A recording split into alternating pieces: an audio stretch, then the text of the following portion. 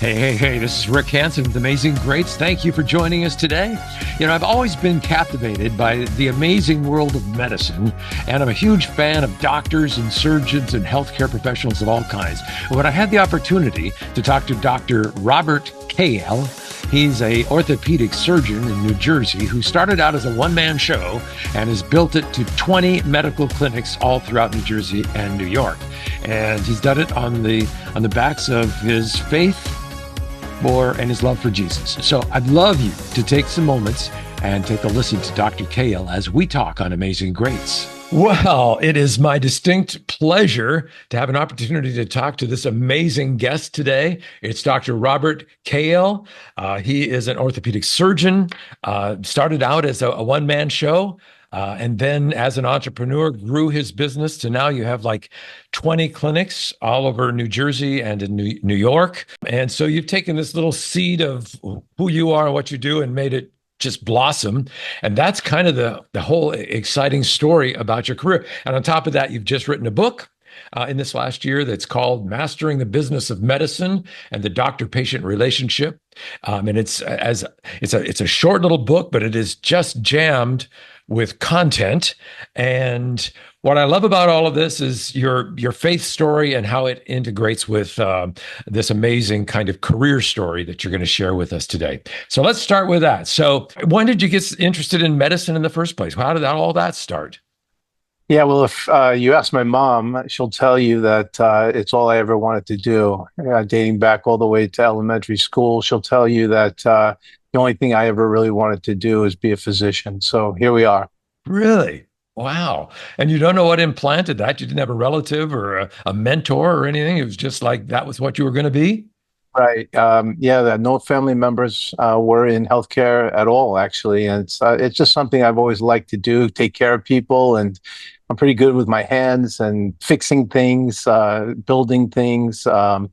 I love to fix things that are broken in general, whether it be body parts or personal relationships as well. I like to fix problems. I don't like problems. I like addressing them and moving on. Wow.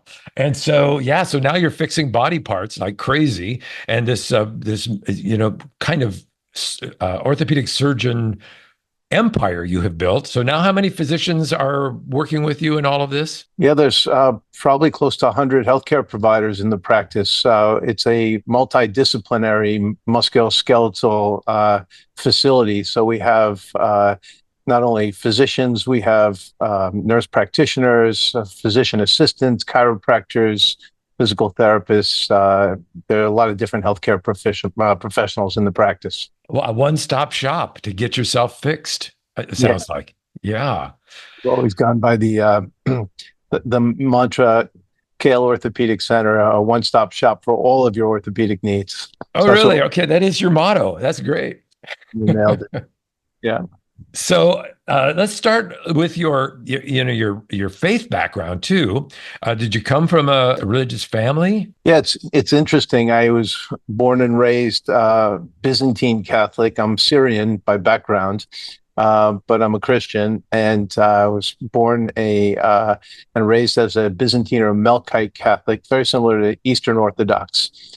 When I got married, I married someone who was Lutheran, and so we were trying to figure out the best type of church to attend. And driving home from my clinic every night, I would always pass this incredible facility on Route 208 North in Hawthorne, New Jersey. And there's always this very positive, encouraging sign along the highway. And what was interesting to me was that every day the parking lot was absolutely filled. Just you couldn't pack another car in the parking lot every day of the week. It wasn't just like what I was accustomed to on Sundays. And I always wondered what was going on in that facility. And my wife and I, when we were contemplating where we should attend, we decided to give it a shot. And the rest is history. I've never been to another church since. I was completely attracted to the message, the word that the pastor was preaching. It was an unbelievable experience. And since then, we've been attending the Hawthorne Gospel Church in Hawthorne, New Jersey. And you'll probably learn soon that I have 6 children, and every single one of them has attended the Hawthorne Christian Academy, which is the private Christian school on the campus of the Hawthorne Gospel Church. And Very involved in the church, love the pastors, love everything about Hawthorne Gospel. So And is it a particular denomination or is it non-denominational or? yeah, it's a non-denominational Bible-based Christian church, and amazing pastors that just preach the truth and the word every single Sunday, and it's just a great place to be. Absolutely. And you found your home. That's incredible. We have some similarities in that. And is my background, my I'm also Syrian. Uh, Wow, my interesting. grandfather was from Syria, and he migrated to New Zealand, and then to Seattle, which is where the family kind of grew at that point. But so that plus I was raised Catholic as well, Wow, so there's some similarities as well. And now I go to a non-Catholic church, but which I also love. So it's yeah. it kind of got the same faith story. So, but I don't have six kids. Not many people do. Uh, I came from a big family. I'm one of six myself. My mom had nine brothers and sisters. My dad had nine brothers and sisters. You know how those Middle Eastern families are, very family oriented, big families in general. And I came from that. It's in my blood. So my Yeah. wife wanted 10. She's Irish and German. She wanted 10 when we first met, but ended up having six. Compromised with six. My gosh. I had to count them. I saw the picture of your whole family and I had to start counting how many there were there. But that's crazy. And probably never a dull moment around the Kale family Oh, house. not at all. It's, always something going on here. And I love it that way. That's the way I like to roll. Yeah. So the idea behind the book, the subtext says it all. You basically are, it's help to physicians who are looking to build a business, and sometimes, most times, that's not taught. And so you felt that there was an opening there. Is that what the motivation was to write this book in the first place? Well, I think primarily because physicians aren't educated formally in the business of being a physician, which is obviously being a private practice physician is a business in general, but we're notorious for being poor businessmen, I guess, and women in general. And but it's not just about the business. I think being a great physician and having a successful practice really should go hand in hand. Otherwise, you a lot of physicians, unfortunately, are doomed to failure, and you don't ultimately end up being able to succeed as a physician and uh, really do all the things that you set out to do by choosing the field of medicine in general. So I think you have to treat it seriously as a business, and unfortunately, it's just something that's not taught in medical school or in our residency training programs or anything like that. We're sort of just left to,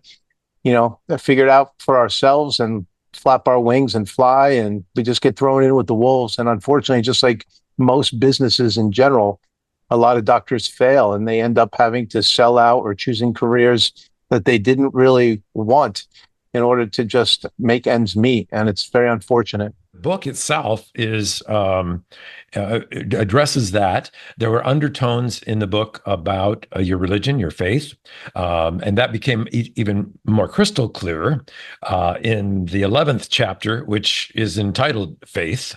So, how did you integrate the concept of your faith into this kind of secular idea of business and building a medical practice? Yeah. Well, as a orthopedic surgeon in general, I've always been fairly successful. It's just because of my personality, I guess, my hardworking and old school work ethics. I was successful at being a physician, always good with people, treated them well. My patients, fortunately, I think liked me, and because I have a decent set of hands, I think I had good outcomes. But I always, it always bothered me that I was successful financially and so many other people suffered in this world. It just bothered me. I almost felt guilty about it. And attending the Hawthorne Gospel Church, one day I was doing a Monday evening Bible study with my head pastor, Pastor John Minima. And after Bible study, I approached him Monday night and I said, Pastor John, I think I want to give up my whole practice. I want to become a missionary, and I just want to serve the Lord in that capacity. It was fairly early in my walk with Christ, becoming a born again Christian, attending the non-denominational church, Hawthorne Gospel Church. And I remember Pastor John looked me straight in the eye, and he said, Rob, your work is your mission field. You're a physician. God blessed you with these gifts, these spirit given, ordained gifts, divine intervention. You know, this is your gift in life. This is your mission field. You don't have to go to Africa to serve the Lord. You can serve him here in Paterson, New Jersey, and in your practice. Look at think about all the patients you take care of, the lives that you support, all the employees you have. And I never ever considered my profession like that. And I just felt that all of a sudden, all that guilt that I felt by being successful was really not a comfortable position to be financially successful, and other people would suffer. It bothered me. It just it just felt like the weight of that just was lifted from me. And ever since that time, I've always considered the Kayal Orthopedic Center his practice, not mine. Prior to that, I never looked at it like that. It was never explained to me like that. It never struck a chord with me like that. And I sort of always took credit for the hard work and the building the practice, and everything I touched turned to gold. And I would say, thank God, but really it hit home that it truly is God's intervention that's blessed me with this practice. I'm a steward of his practice, and everyone in my practice knows that now. All my employees know that. This is probably 20 years ago this happened.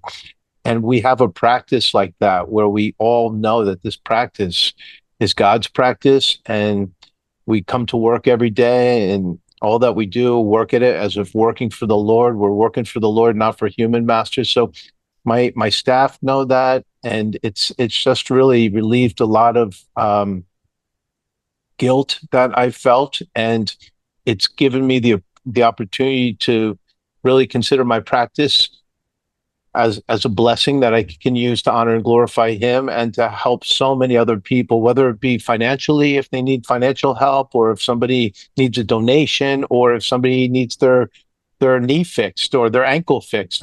Whatever I'm doing, I'm working for his honor and glory, just being basically a vessel, an instrument to serve and glorify him. So is the entire staff Christian, or some more than others, or how does that all work? I'm guessing you don't just hire Christians to do the work. How does that all work with your staff? It's become a little bit of a dicey situation in this environment that we live in, and we are in corporate America. But for the most part, my inner circle, my administrative team, my directors, my managers, that I'm very close with, they really have known me for 20 years, 15 years. And we end up very frequently, if not weekly, having conversations and giving honor and glory to God in different things, different meetings.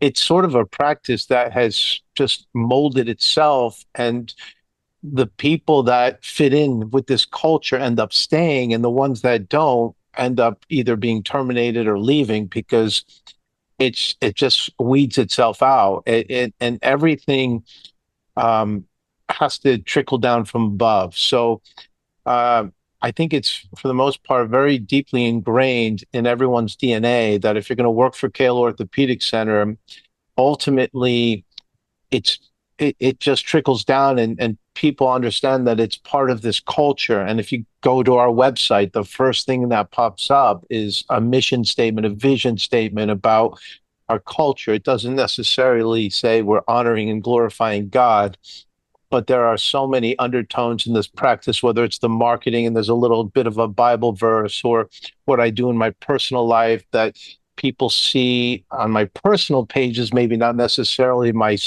corporate social media pages. It just has become our culture. That's the best way, I guess, to describe it. And when people ultimately realize, and another administrator, another director, another supervisor, a manager starts having these kinds of conversations, Christ-like conversations, or serving the Lord without, you know, blatantly saying I'm a Christian, but acting like Christ, um, it speaks for itself, and people ultimately want to know more about your spirituality. Perfect.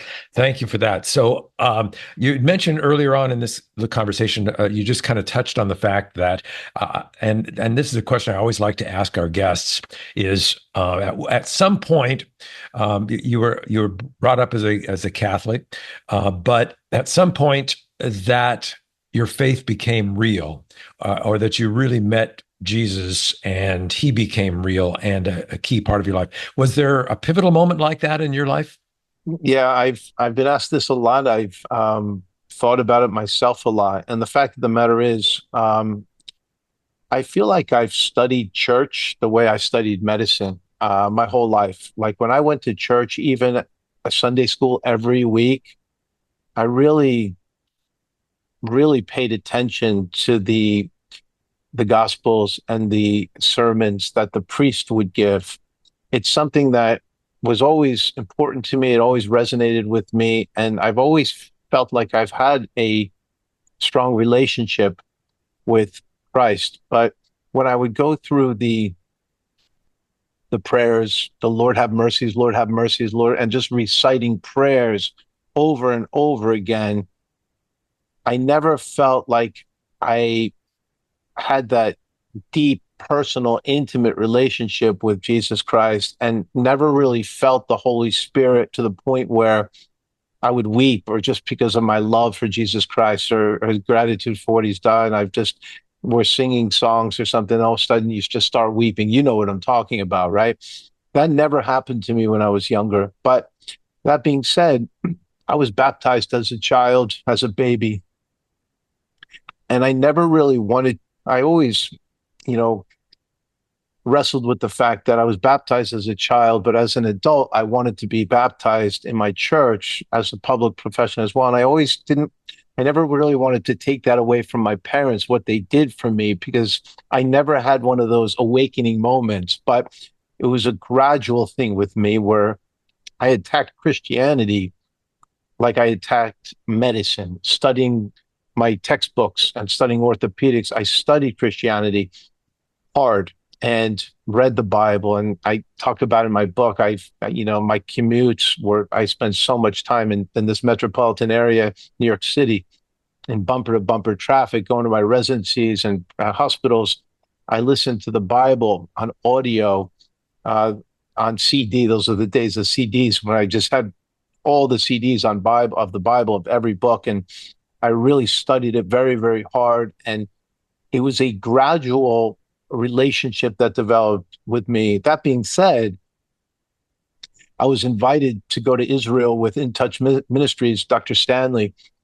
And when I went there, we were in the Jordan River, and I couldn't resist the urge to get baptized in the Jordan River, which I did as an adult. But I didn't have one of those, you know, uh, yeah, where all of a sudden I always considered myself a Christian. I just feel that I have a very much more deep understanding of Jesus Christ and the triune God and the Holy Spirit and the Bible and the Word. It's a beautiful thing that I just appreciate so much just by moving over to this church, listening to Dr. Stanley every Sunday, Charles Stanley, In Touch Ministries, and going to my church, my pastors, my Bible studies, and studying the Word. That's Yeah.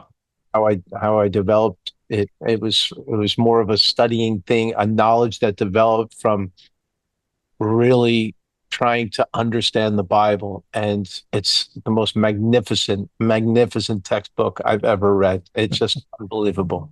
It's hard to explain, right? I'm a doctor. I read a lot of textbooks. It's hard to explain how perfectly executed the Bible is as a textbook to people. It's just incredible. Yeah. Okay. So now, as a physician, there's so many things coming into my mind that I want to ask you about. So, as a Christian and a doctor, um, I just read a book or reading a book now by a guy named Mark Batterson.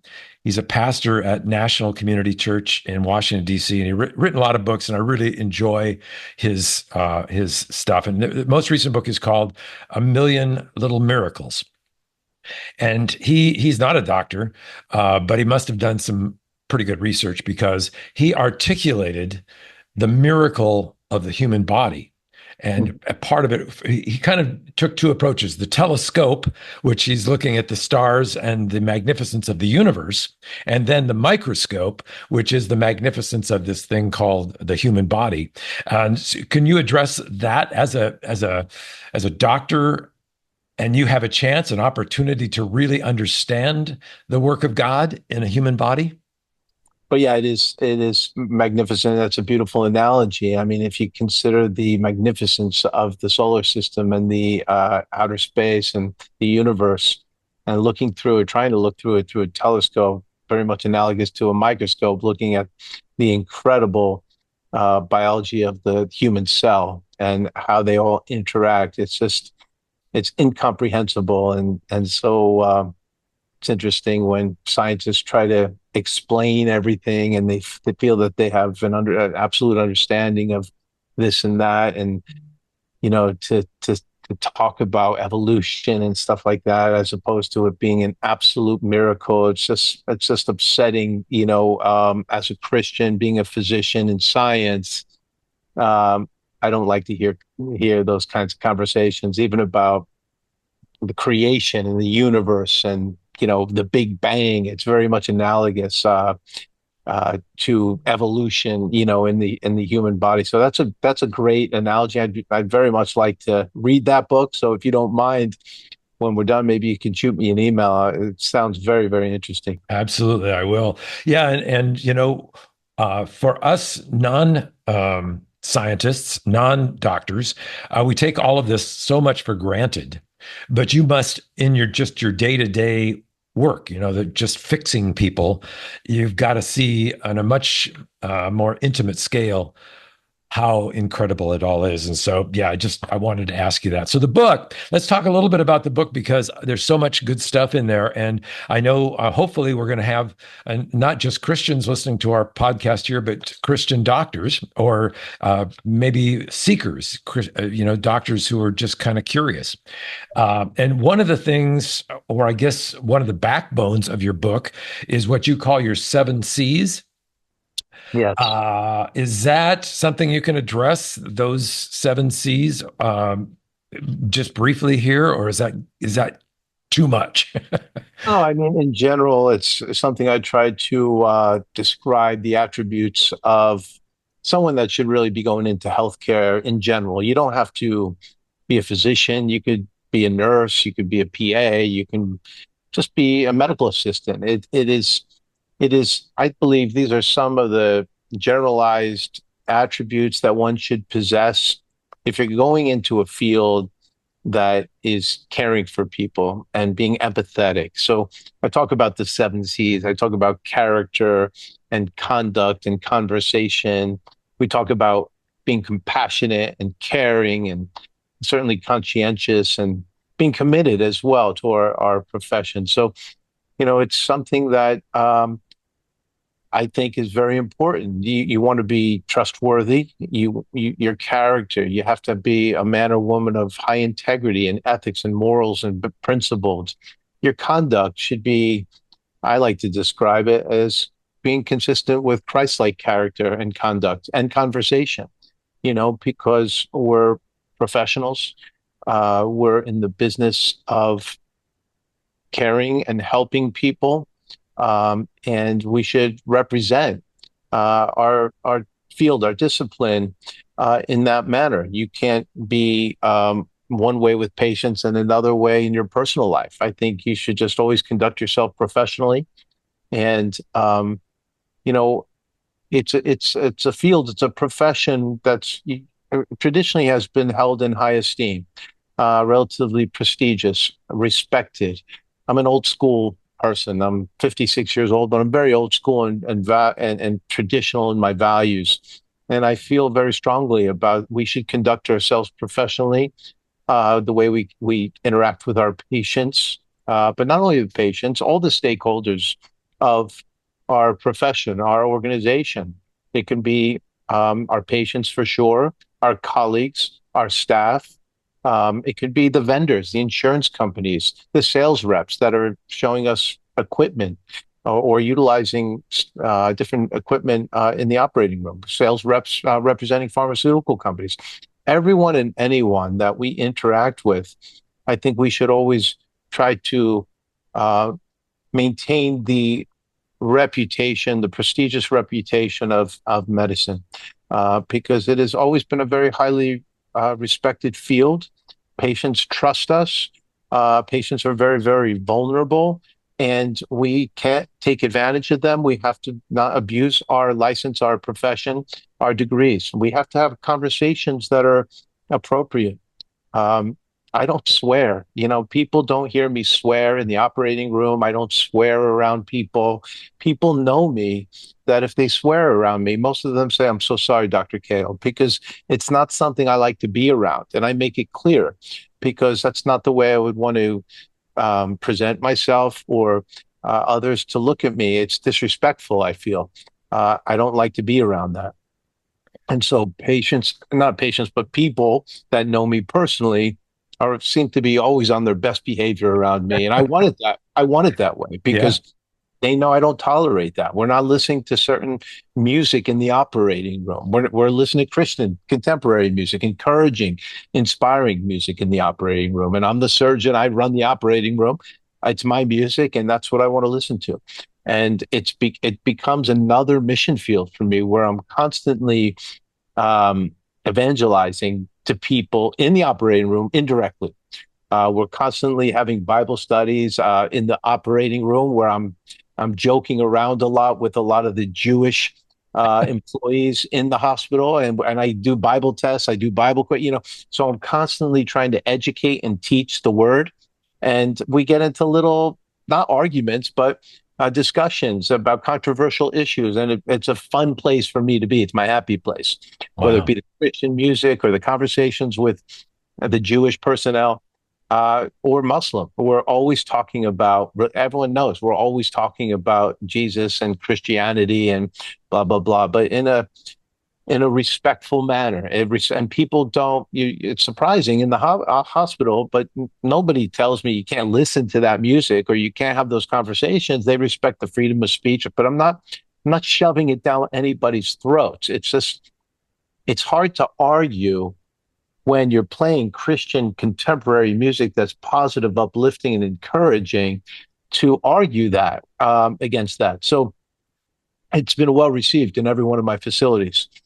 I think you have to be compassionate, obviously. How can you go into medicine taking care of patients without being empathetic and compassionate? So it's something you have to do. And we speak about that. You also have to be obviously a very caring individual. You have to care about your patients, conscientious, and that you can't miss things. We can't afford to make mistakes in medicine. It's one of those fields. It's not one of those things like, "I'm sorry, I put your knee in backwards," or something like that. We can't really make mistakes. As a very, very small, if any, window to tolerate mistakes and errors. They do occur. We're human, but they should not occur because of neglect. They can occur, not necessarily mistakes, but complications can occur because of things that patients bring to the table, like obesity and smoking and cardiovascular disease and things like that.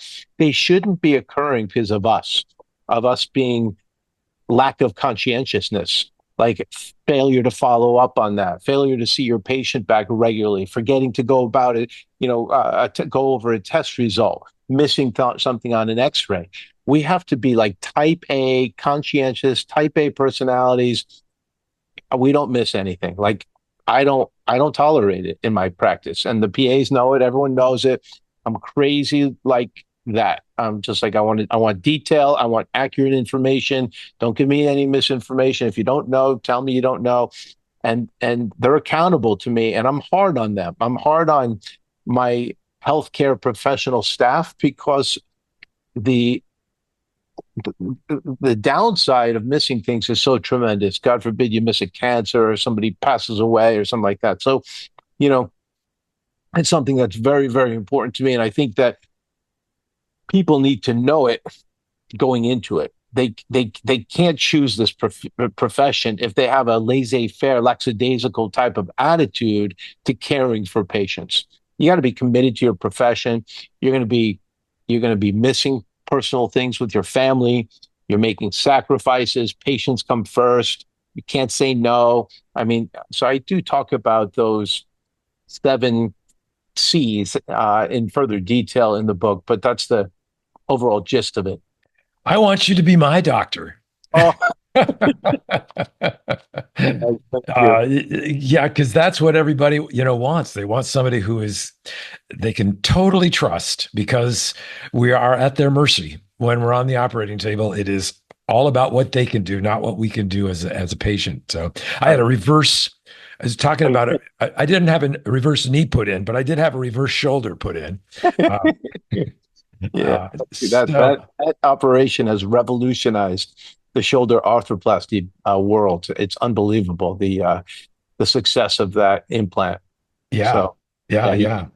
So along your journey, there has got to be, and sometimes I have to tax your memory a little bit to tap in on it, but along the way, there are probably some pivotal moments that you really saw God at work. I mean, it was so clear and so distinct that it's like, oh my gosh, thank you, God.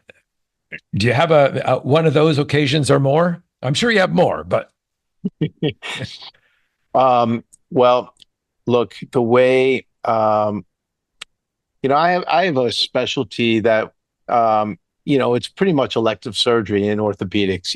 It's the fun type of surgeon where we're taking care of relatively healthy patients. Things get broken because they're athletic or they fall, they trip, they have arthritis. So these are relatively simple fixes in medicine. Torn meniscus, ACL tears, arthritis that you would do replacements, broken bones we put back together. So when I really experienced God, and by the way, you know, before I go into surgery, I'm the surgeon, I'm the vessel, I'm the instrument, but that's when I really rely on God, the great physician, to guide and direct me with his wisdom, knowledge, understanding, judgment, truth, discernment, as I'm making decisions intraoperatively to guide my hand or guide my brain, let me make the right decision. But which is amazing because to me, I mean, to be guided by the great physician and to just seek him before, as I'm scrubbing my hands and, before I go into the operating room, to be with the nurses and be with the patient and be with me and guide my moves, my assistants, and also the anesthesiologist who's keeping the patient alive. That's where I rely heavily on God. And the other opportunity where I really, you know, barriers come down is when patients get diagnosed with cancer. And that happens in my office a lot. I'm not going to say a lot, but it happens more than you would want it to happen, where someone comes in. In fact, right before this podcast, one of my PAs texted me an x-ray. It's a pathological fracture. It's someone that broke their arm yesterday snowboarding out west, but there's a big lesion, tumor in the humerus, and it's completely weakened the bone, causing it to really fracture badly. That's a pathological fracture. Fractures that occur in bones where it should not occur because the bone is pathologic from a tumor or an infection or something, metabolic bone disease, something like that. In this particular case, there's a big tumor. I have to address it when I get out of here. But the fact of the matter is, when I do have those conversations a couple times a year, and they're the most difficult patient encounters I have, when I go into a room, the patient thinks nothing's wrong. They're wondering why their shoulder hurts, their knee hurts, their hip hurts. And I have to break the news to them that we found cancer. We weren't expecting it. The patient doesn't have a history of cancer, but the pelvis is filled with cancer, or this bone is just metastasized. It's like, oh my, this is how I have to break the news. I'm an orthopedic surgeon. I'm not like a primary care doctor or tumor doctor. So on those opportunities when we know the patient is just terminal, I have to tell them that this is there's no cure for this. This is like advanced. I'm so sorry, why their back was bothering or somebody we finally got an MRI or something like that. And that's where it's like, I just don't care where I am. I don't care that I'm in my practice. I don't care that I'm in corporate America. That person needs to know Jesus. At least I want to be the person to at least say, look, the only thing that matters here, and I'll tell them, look, some people live, a week. Some people live to their 15. Some people live till 75. So we're all going to die. It doesn't matter. The only thing that matters is that from the second we're born to the time we die, you have to come to a point in your life where you understand and accept Jesus Christ as your Lord and Savior. It's the only thing that matters. You have to believe in him as your Lord and Savior. And that's when I'm like the most bold, because I know the patient's terminal and somebody has to tell him, and the clock is ticking very quickly. And I ask them, like, I'll say something like, how's your relationship with God? Do you have any relationship with God? I just feel inclined to tell you right now that the only thing that matters, this does not look good, but what matters now is that you establish a deep, personal, intimate relationship with Jesus Christ. He died for you, blah, blah, blah. And that's where I don't really see those kinds of cases where somebody's heart stopped and then it can't, in orthopedics too much, maybe. But for me, that's how those two main reasons, I'd say, going into the operating, praying as I'm scrubbing or driving to work that day on all the cases I have for my patients, that, if he'd guide me, direct me, and be with our team of healthcare professionals. And also when I encounter the unfortunate cases of cancer. And when you approach a patient with that information, with your the gut-wrenching information, do you get pushback on when you suggest that they know or love God? Not at all. It is so welcomed, at that time, and it's like all the barriers go away. It's just like they embrace it.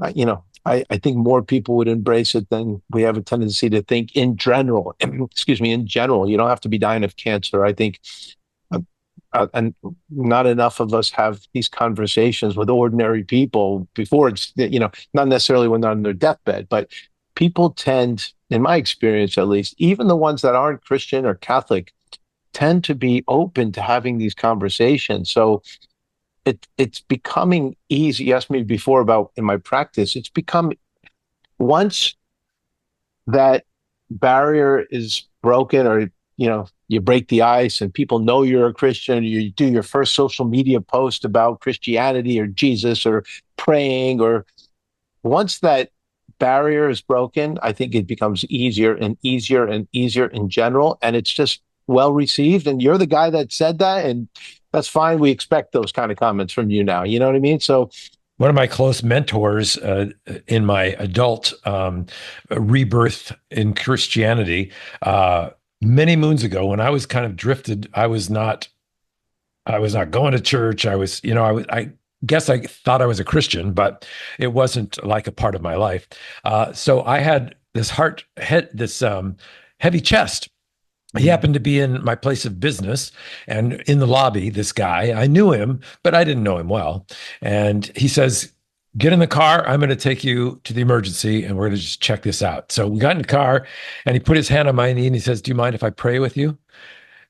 And so it looked almost like, those vulnerable moments is when it really has some impact. And that made, this is probably 30 years ago. So it made that kind of an impact that I remember that to this day as being that's important. impeccable timing, right? He knew exactly what you needed to give you that chest pain, to get you in that car with that person, to get you back on the straight and narrow path. Yeah, it all works. It all works out, doesn't it? Yeah. So, this book took you. I'm just hoping that everybody has an opportunity, especially medical professions. But you also say this is good information for anybody that's going into business and melds their religion and their ethics in business. So it doesn't necessarily have to be a medical doctor. But one of the things that I noticed, it's 115 pages, and you said you wrote it in 2 days. Yes. Is that true? I hear people that have taken 2 years to write their book, but yours came quick. Yeah, I actually wrote it in 3 hours. Second day was just to do some tweaks, grammatical tweaks. There was no additional content. Um, I wrote in 3 hours, and I remember very specifically it was last Christmas or Thanksgiving holiday. I was flying back from Turks and Caicos. That's my happy place. Besides the OR, I love being in the Caribbean with my family. So flying back, there had no internet. I'm a man of lists. I go through my list constantly. I had no internet. I couldn't really do any work. And so I'm like, let me pull up my things to do list. And one of the items that was on my list for the last 5, 10 years, write a book about the business of medicine because, my practice is a little different, very, very different as a successful business than most other medical practices in general, let alone orthopedics. And I knew I always had something very, very unique in this practice. And I always wanted to uh, help other physicians really succeed in the business of medicine. And so I had it on my things to do list, and I had 3 hours, I guess, to fly home. And I'm like, let me at least put the outline together. So I put the outline together, and that just 11 different chapters, things I wanted to talk about. And that didn't take long at all. And then I'm like, you know what? Let me just start adding paragraphs to each one of these bullet points. By the time I hit home, the book was done. I mean, Wow. because there was no research, and I write pretty quickly. Like things that just come to mind, it sort of flows. And the book was done because I had no research to do. It all really came from my heart and my brain because I lived it for the last 25 years. So it was a really simple, and these are principles and values that I live by every day that are so important to me. Like, um, your brand, your reputation, the way we treat people, conduct ourselves in lives, traditional values. So it's like I'm old school. And for me to talk about that and say why I like those things is very simple. And then it was so easy to go through my whole story of how I started and what I wanted to do and how it became more successful by keeping everything in house. And we had to brand the practice, and then we had to sort of scale it. And I needed some ancillary revenue because I was in the operating room. My office would be empty, not generating any income. So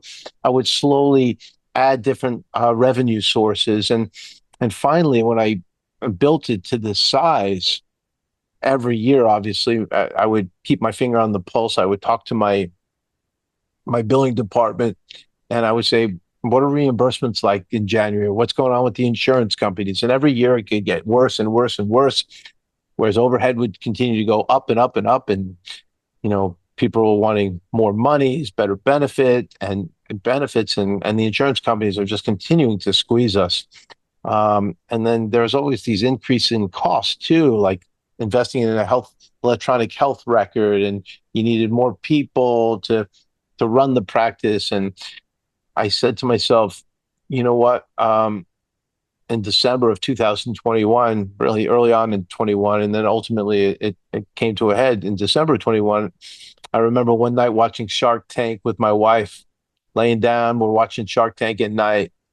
And I said to her, you know what? I want to take my practice on Shark Tank because it's a very unique orthopedic practice. It's a one-stop shop for all your orthopedic needs. We have every division of orthopedics and every ancillary service and every type of field of medicine that complements orthopedics all in one house. Patients don't have to go anywhere else. Same day, they can get their physical examination, they can get their x-rays, they can get their injections, they can get their MRIs or CAT scans, they can start physical therapy, chiropractic, acupuncture. You're not scheduling things way out.